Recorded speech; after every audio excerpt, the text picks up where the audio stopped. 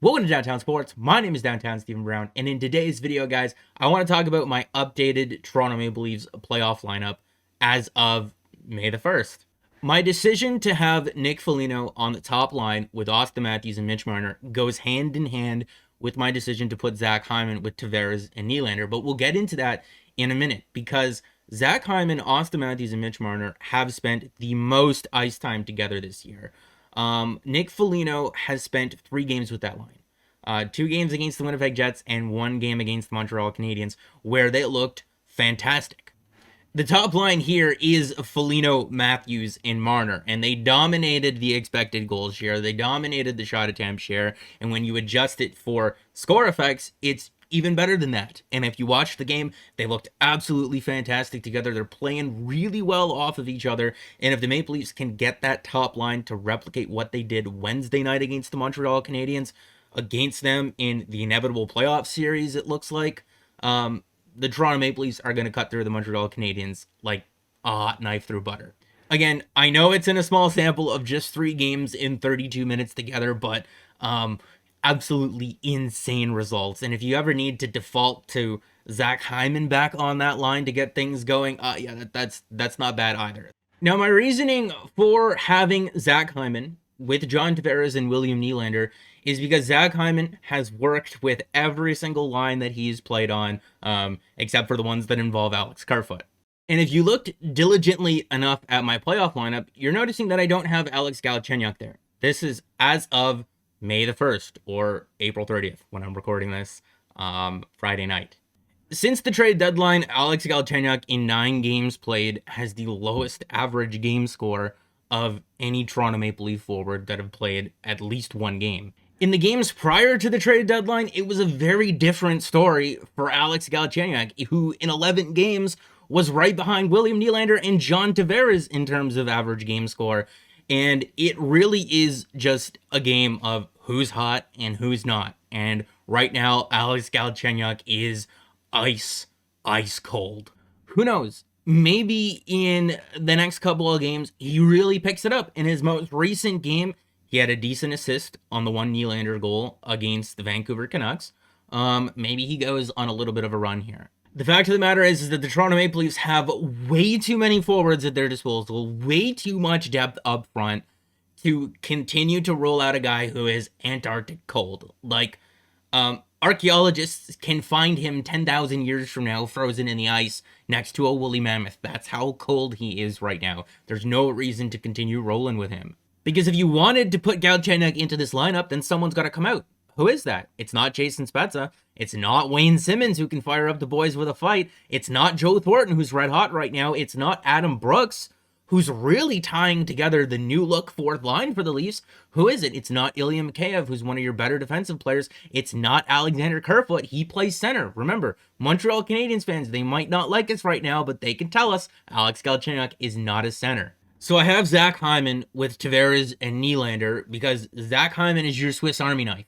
He's good basically wherever he plays, and if you're looking at the numbers with Nylander and Hyman, in 43 minutes, they haven't scored or allowed a goal, but they've generated a lot of scoring chances. They've controlled the majority of the shot attempt share.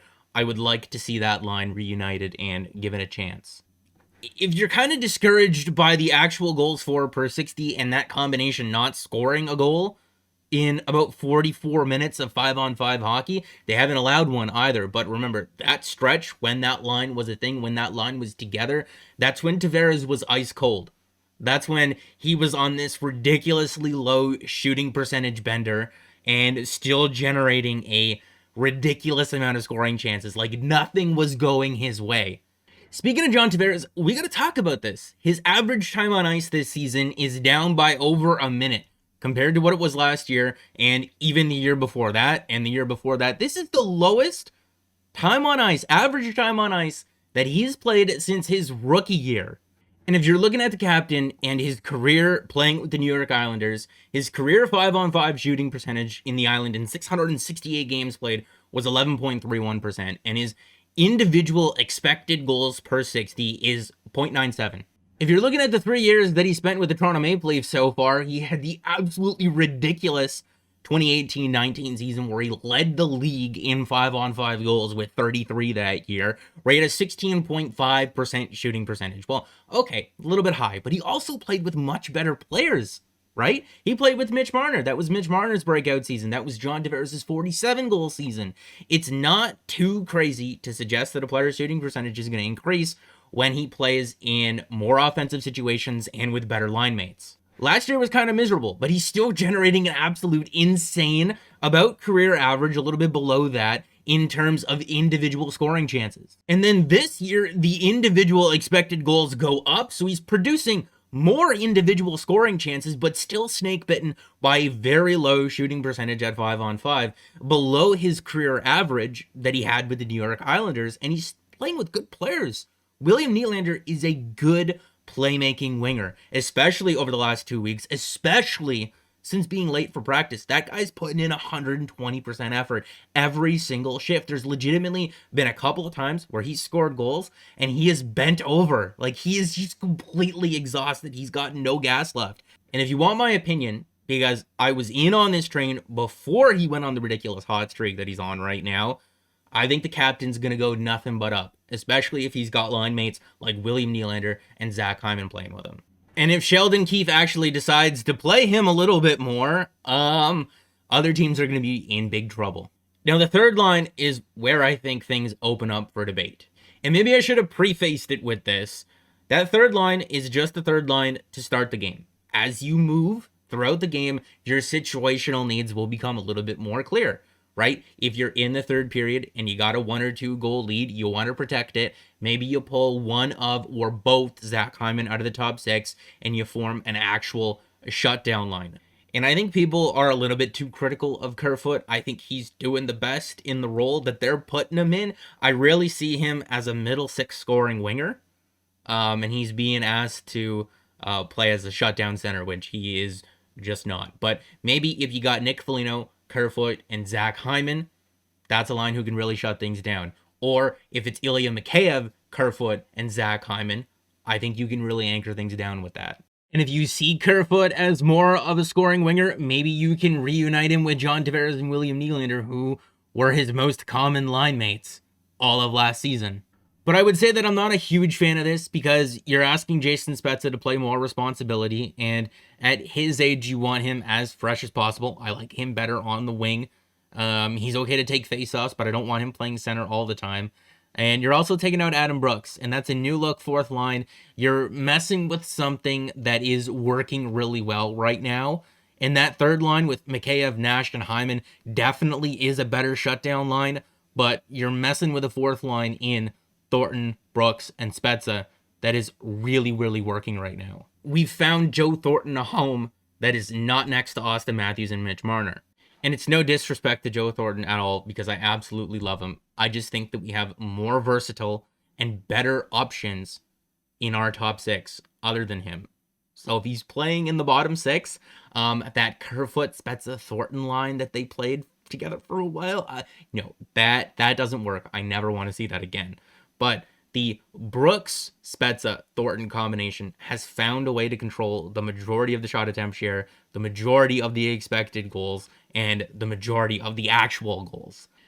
Maybe you start a game and you see the Jumbos really feeling it. And like I said before, situationally, if you need to bump Foligno or Hyman out of the top 2 lines to form some type of a shutdown line, maybe you move Joe Thornton up in the lineup. The defense is pretty standard. I really just want to talk about one variable, and that's Rasmus Sandin and Morgan Rielly. I talked about the need to get a defenseman to make sure that Morgan Rielly is not the one out there with TJ Brody defending a lead late in the third for about a month and a half as the most pressing need going into the trade deadline. And the Leafs acquired Ben Hutton. No offense to him. He is not that guy to take Morgan Rielly out of that situation. Rasmus Sandin, in 5 games from the beginning of April this year, leads all Maple Leafs in average game score by quite a bit. This is not what any of us expected. You know, call up Rasmus Sandin, give him some games. Yeah, okay, yeah, he might be good. He might be better. He might be better than Dermott. no one's talking about him being the best defender on the team, or at least no one was.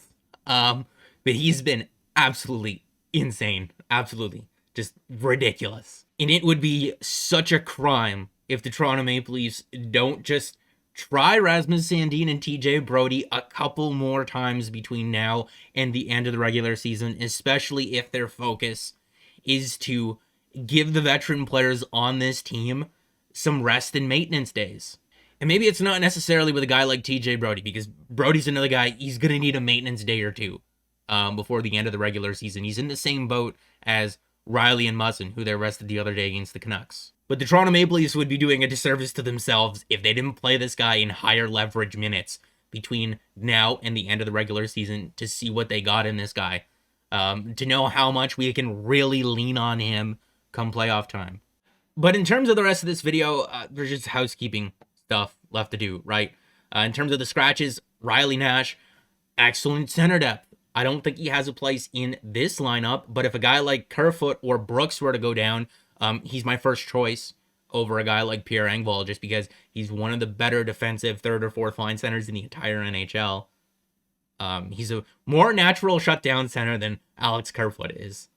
Alex Galchenyuk, perfectly serviceable if you need a guy to play on the power play or a winger gets injured. Pierre Engvall, if a penalty killer gets injured, he's excellent depth. And Ben Hutton is there if any of the defensemen get injured. Oh, but Steven, you're not done. You didn't talk about the goalies. There's nothing to talk about, man. Jack Campbell's a starter. If Anderson wants to play games in the playoffs, Jack Campbell's going to have to not play well, and I don't understand why you would root for that. I mean, okay, fine, I'll entertain it. How do you justify putting a guy in who's got an .897 save percentage on the year, who's coming back from a long-term injury, and you'd be dethroning a guy who's got a .925 save percentage and who is also top 10 in goals saved above expected? And believe me, if you're sitting there thinking to yourself, oh, Steven, there's no one saying that. Yes, there is. Yes, there is. There's people who are on TV that are saying these things. He's 14-2-1, but tell me again about Frederik Andersen's playoff resume. Tell me more about him being 0-8 in his last 8 elimination games. I don't know, when you're putting up a guy who's lost his last 8 elimination games against the guy who's got no experience, it's the boat with a hole in it compared to the mystery box. Oh my god, the mystery box could be a boat with a hole in it. Or it could not be. Just to also throw it in there, rearranging the defensive pairs like this also bumps Justin Holl down to the third pair. And if you want to talk about another guy who's frozen in the ice in Antarctica, it's Justin Holl. He's been awful over the last 10 or 15 games or so. He's a streaky player. He started the season red hot, then went ice cold, then was red hot again, and now he's back to ice cold. So maybe if you're not a fan of handing Rasmus Sandin all that pressure and all that responsibility, maybe you run something like this. Or Justin Holl can just start playing good again. I don't know. Make sure to like the video if you did like and subscribe for more. More is always on the way. And guys, remember, for the first round of the playoffs against the Montreal Canadiens, I don't really think it matters what team the Maple Leafs ice. They're going to beat the Habs in 4 or 5 games anyway. And if you don't think so, have some more faith, man.